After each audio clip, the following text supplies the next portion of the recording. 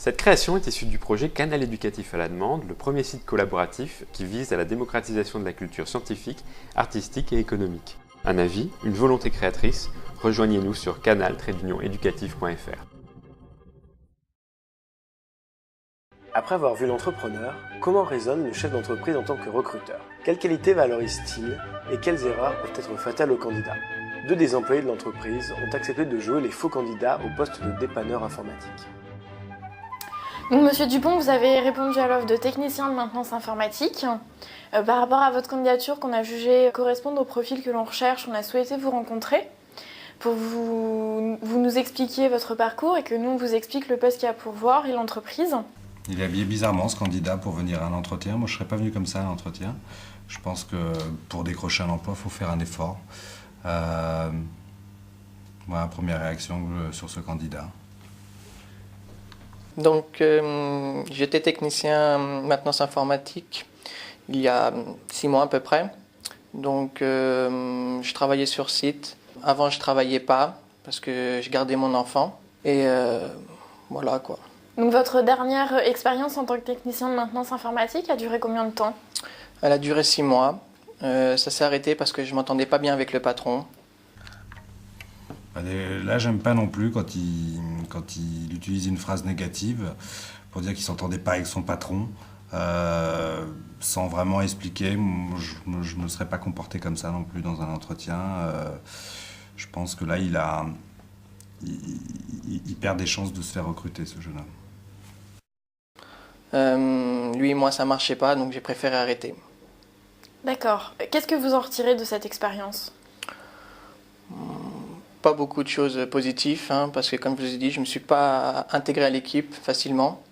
Donc c'était plus des disputes qu'autre chose, rien de vraiment très positif. Et selon vous, quels sont les éléments qui auraient fait que vous auriez pu mieux vous intégrer et mieux réussir dans cette entreprise? Quand je suis arrivé, je lui avais, entre guillemets, posé des conditions. Je voulais une voiture de fonction, etc. Il n'a pas voulu. Donc automatiquement, Ouais, pareil, là il est encore dans le registre du négatif et en plus il raconte son expérience comme quelqu'un qui a posé des conditions à son futur employeur, ce qui paraît bizarre quand on commence un nouveau job. Et tout le reste de l'entretien est dans le registre négatif où il cherche même pas à se remettre en cause lui pour savoir est-ce que c'est pas lui qui a fait en sorte que cette expérience a été ratée. Ça a fait des conflits. Revenons-en au poste que vous avez occupé. Au niveau de vos compétences, qu'est-ce que vous avez pu mettre en avant et en exergue dans cette entreprise? Et quelles sont les nouvelles compétences que vous avez pu acquérir? Quand je suis arrivé dans l'entreprise, j'avais pas d'expérience, donc j'ai bidouillé plus ou moins leur PC assez rapidement. J'ai acquis une nouvelle expérience sur certains systèmes d'exploitation que je ne connaissais pas avant. Donc aujourd'hui, vous êtes à la recherche d'un emploi. Qu'est-ce qui a fait que vous avez répondu à notre offre? Je recherche un emploi, donc j'ai vu que vous cherchez un technicien de maintenance, donc j'ai postulé. Et pareil, là, il n'a aucune réponse à nous apporter sur la question que lui posait Caroline, notre responsable des ressources humaines.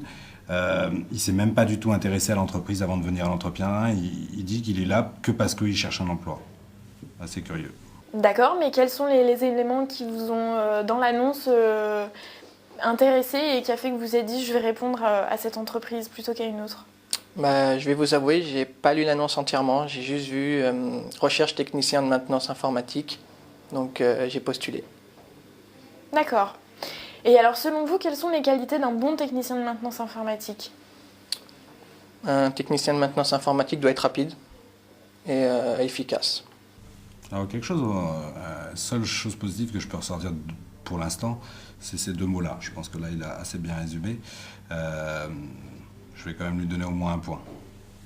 Aujourd'hui, si on a le choix entre plusieurs candidats, je vois différents candidats, à votre avis, quels sont vos atouts qui fait que je choisirais vous plutôt qu'un autre? Je suis disponible maintenant et mon ancienne expérience. Très bien. Monsieur, je vous remercie. Je vais vous raccompagner. Donc là, au niveau du processus de recrutement, je vois plusieurs candidats. Donc je vous rappellerai courant de semaine prochaine pour vous donner une réponse. D'accord, je vous remercie. Merci. Bonjour Monsieur Matezo, donc vous avez répondu à l'offre de technicien de maintenance informatique. Donc, par rapport à votre candidature, vous avez des compétences en adéquation avec ce que nous recherchons pour le poste de technicien. Déjà, je trouve que ce candidat est très bien habillé, donc il est venu en chemise à l'entretien. Et donc il a un bon comportement, il regarde son interlocuteur, il sourit à la personne qu'il a en face de lui. Je pense qu'il a une bonne posture. Donc je me présente, je m'appelle Matezo Francis. Donc en fait, après avoir terminé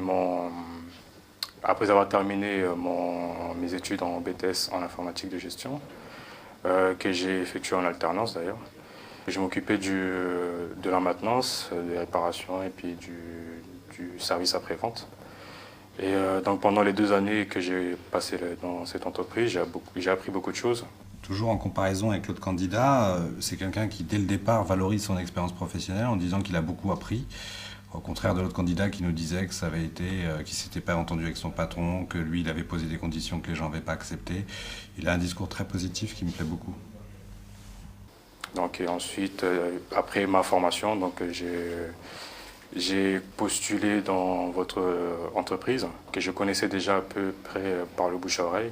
Et donc ça m'a tout de suite intéressé parce que c'était une entreprise qui a une bonne croissance déjà.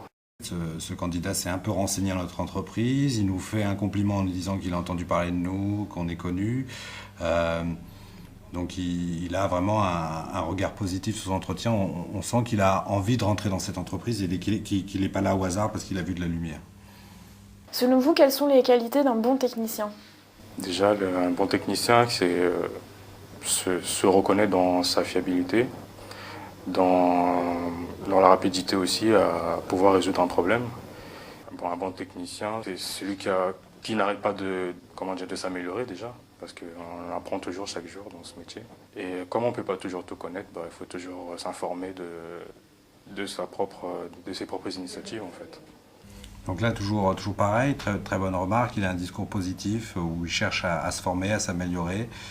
Et je pense qu'il a très bien défini le métier de technicien, quelqu'un qui doit transmettre quelque chose aux clients et en même temps toujours être crédible vis-à-vis des clients pour pouvoir donc bien se former, pour pouvoir justement bien aider les clients dans leurs problèmes informatiques. Si vous aviez le choix aujourd'hui entre plusieurs entreprises, comment vous feriez ce choix ? Alors le choix se situe surtout au niveau de l'emploi à proposer et puis des évolutions au niveau du parcours qu'on peut avoir dans l'entreprise. Et bien évidemment, après, si on est intéressé, les autres rapports ne sont que des détails, quoi. J'aime bien beaucoup comment il fait le choix de son entreprise. Il parle d'évolution, il parle de postes qui va lui plaire. Donc là, je pense que c'est un candidat qui prend le recrutement du bon côté. Voici quelques-unes des qualités recherchées par Farid Marouani lors d'un premier entretien de recrutement. Tout d'abord, une présentation professionnelle, témoignant d'un réel effort fait pour l'entretien. Ensuite, avoir tiré des enseignements positifs d'expériences passées, qu'elles soient bonnes ou mauvaises. Et enfin, montrer son intérêt non seulement pour l'entreprise, mais aussi pour le poste à pourvoir, qui ne doit pas se limiter uniquement aux avantages matériels.